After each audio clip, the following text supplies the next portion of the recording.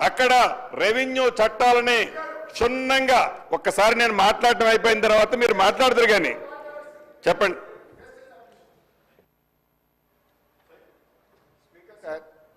Only submission.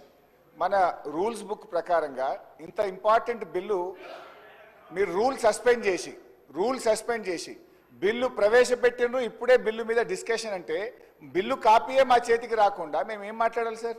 ఒకటి, మన బీఏసీలో ఏం మొన్న మాట్లాడుకున్నాం సార్, బీఏసీ మినిట్స్ కూడా మాకు ఈ నిమిషానికి చేతికి రాలే. బీఏసీ మినిట్స్ రావు, అసలు ఏ బిల్లు ఎప్పుడు పెడతారో తెలియదు. మీ ఇష్టం ఉన్నప్పుడు రూల్ సస్పెండ్ చేసి బిల్లు టేబుల్ మీద పెట్టి ఇప్పుడే మాట్లాడండి అంటే అసలు బిల్లే మా చేతికి రాకుండా బిల్లును మేము చదవకుండా ప్రతిపక్షం ఎట్లా పాల్గొంటుంది? మన రూల్ పొజిషన్ అసెంబ్లీ ఏం చెప్తుందంటే ఏ బిల్ అయినా సరే ముందు రోజు ప్రవేశపెట్టి సభ్యులు ప్రిపేర్ అయ్యి నెక్స్ట్ డే వచ్చి మాట్లాడాలి. మనకు అసెంబ్లీ ఇంకా 2-3 రోజులని నడుపుతారు కదా మీరు. ఓకే, మంత్రి గారిని మాట్లాడమనండి, వీ విల్ కమ్ ప్రిపేర్డ్. ఈ బిల్లు మీద మంచి సూచనలు ఇస్తాం, డిస్కస్ చేద్దాం, మంచి ఏంటి చెడైంది మేము మాట్లాడదాం. దయచేసి టైం ఇవ్వాలని మీ ద్వారా కోరుతున్నాం. డెఫినెట్లీ అధ్యక్ష, ఈరోజు గౌరవ సభ్యులు హరీష్ రావు గారు బీఎస్సీకి సంబంధించిన సమాచారం ప్రతి గౌరవ సభ్యులకు మరి లెజిస్లేచర్ సెక్రటరియట్ సంబంధించి పెట్టడం జరిగింది అధ్యక్ష. రెండవది ఎజెండాలో బిల్స్కు సంబంధించిన అంశం పెట్టడం జరిగింది. సరే, వారు అడుగుతూ ఉన్నారు సమయం కావాలని. ఆబ్జెక్టివ్ చెప్పిన తర్వాత సమయం అదే కాదు, డెఫినెట్లీ ఆబ్జెక్టివ్ వారు బ్రాడ్గా ఆబ్జెక్టివ్ భూభారతికి సంబంధించి చెప్పా తర్వాత మరొక విరామం ఇవ్వండి అధ్యక్ష. విరామం ఇచ్చిన తర్వాత మళ్ళీ తిరిగి కన్వీన్ చేయండి అధ్యక్ష. తిరిగి చేసి మరి పూర్తి స్థాయిలో బిల్లు పరంగా చర్చ చేసే కార్యక్రమం చేయండి అధ్యక్ష. మాకేం అభ్యంతరం లేదు. సో ఒక్క నిమిషం, గౌరవ మాజీ మంత్రివర్యులు హరీష్ రావు గారు ఏదైతే వారు రేజ్ చేశారో, నేను కాంట్రవర్సీ మాట్లాడలేదు, కానీ హరీష్ రావు గారు కూడా వారి సూచనలు లిఖితపూర్వకంగా మాకు ఇవ్వటం జరిగింది.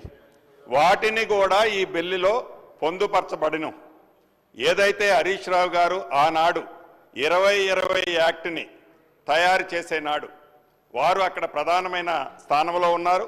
ఆ ధరణికి కూడా నాకు తెలిసి వారు చైర్మన్ అనుకుంటాను, చైర్మన్ ఒక కమిటీలో ఏదో పెట్టారు. 2022లో కేసీఆర్ గారికి నియోజకవర్గంలో ముల్కల్పల్లి మండలంలో ఒక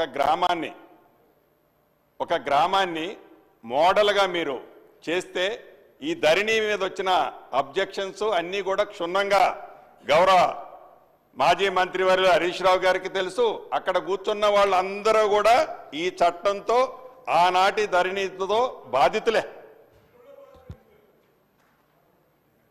ఆనాటి దొరల గడిల్లో కూర్చొని తయారు చేసిన 2020 చట్టాన్ని పూర్తిగా ప్రక్షాళన చేసి ప్రజల కోరుకునే విధంగా తెలంగాణ భూభారతి డ్రాఫ్ట్ బిల్లుని ఇదే అసెంబ్లీలో ఇదే సంవత్సరం ఆగస్టు 2వ తారీఖున ప్రవేశపెట్టి షార్ట్ డిస్కషన్ కూడా ఈ అసెంబ్లీ సాక్షిగా తమర సాక్షిగా డిబేట్ కూడా చేయటం జరిగింది అధ్యక్ష.